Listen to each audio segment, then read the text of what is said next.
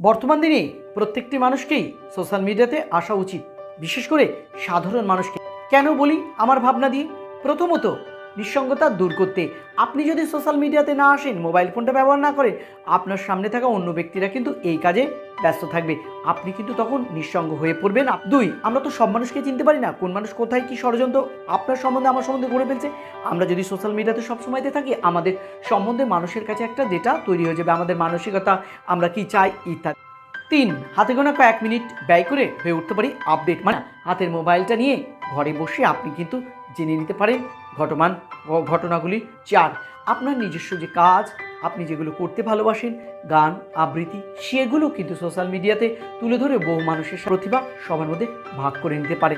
পাঁচ, social media দিতে পারে আপনাকে অমরত্ব। কিভাবে? আপনি যে লেখালেখি, গান আবৃত্তি ইত্যাদি করছেন, সেগুলো যদি মানুষের মনের মধ্যে জায়গা করে নেয়, তার মানে আপনি হয়ে যেতে পারেন অমর।